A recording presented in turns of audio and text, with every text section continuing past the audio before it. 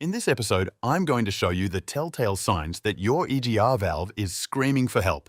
I'll walk you through two different ways to clean it, show you how to test if it's actually working or if it's gone for good, and, most importantly, what you absolutely cannot forget when putting it all back together. Let's get to it. We're diving in.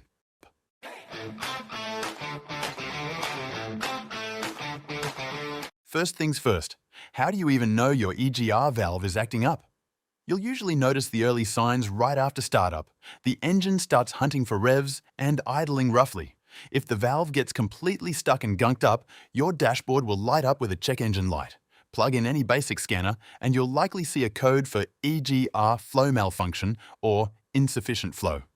To be 100% sure, you can pop off the air intake duct by the throttle body, grab a flashlight, and check for that nasty black sludge caked around the piston. If the diagnosis is confirmed, it's time for the fix. But there are a few things you absolutely cannot skip. The first and easiest way, perfect for minor issues and light carbon buildup, is using an intake system cleaner. No teardown required here. You just spray the solution into the intake while the engine is fully warmed up and running. Empty the whole can and you're good to go. But let's be real. This won't do much for heavy-duty gunk, like the mess you're seeing on the screen right now. When a valve is this neglected, there's only one way out. You've got to pull the whole unit and clean it by hand. And that's exactly what I'm about to do. First up, off comes the engine acoustic cover. It'll make our lives a whole lot easier. Next, I'm popping off the intake duct and pushing it aside. I'm also backing out a few bolts from the front strut brace because that's the only way we're getting enough room to squeeze our hands and tools under the throttle body. I'm moving the whole assembly out of the way without messing with the hood release cables. First, the anti-shutter valve comes off. And let me tell you, it's a bit of a puzzle because the access is tight. Once that's out, you can see the whole unit. It's looking pretty rough, caked in gunk, and I'll tell you exactly why that happens and how to avoid it later on. Now check this out, a totally forgotten EGR valve. This thing has zero chance of working properly. It's completely seized up. I'm about to give it some TLC, but if you're enjoying the content, please smash that like button and subscribe. It keeps me motivated and helps me keep this series going for you. Thanks a ton. I'm popping the EGR clamp and backing out all the bolts holding it to the intake manifold, which finally lets me pull the whole unit out. Now you can see for yourself why that check engine light was popping up the second you fired up the car. The entire piston inside is completely clogged up with gunk. It's stuck solid. It can't open or close like it's supposed to, and the vacuum pump just doesn't have the muscle to move it anymore. But don't worry, we're about to bring this back to factory spec. In literally 15 minutes, this thing is going to look and work like brand new. I'm using a dedicated carbon cleaner and an old toothbrush to get all this gunk under control. You've got to put in the time if you want to do it right the first time. I'm also giving the valve edges a quick polish with some power tools and fine grit sandpaper. Be careful here, you don't want to gouge the surface. A smooth finish is crucial for a perfect seal once the new gasket goes on. I'm giving the throttle body the same treatment. No way we're putting a filthy part back in. That'd just be pointless.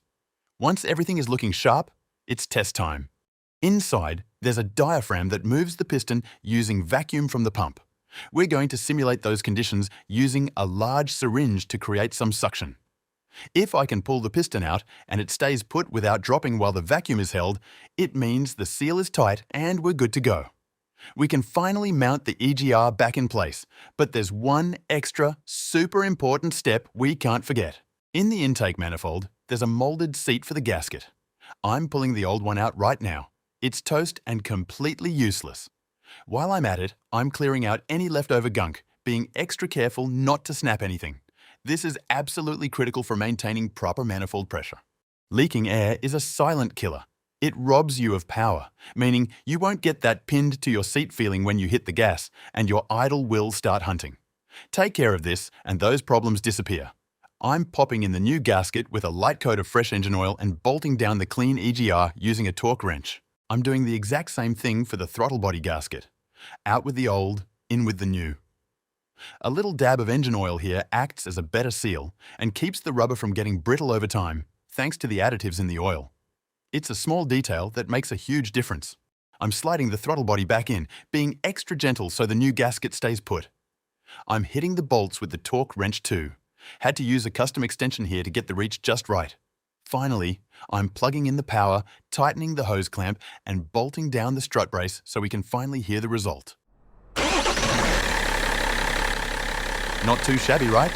Now for the cherry on top. The ECU still has those old fault codes burned into its memory from before the fix. I'm going to wipe the memory, clear all the stored errors, and run a fresh scan.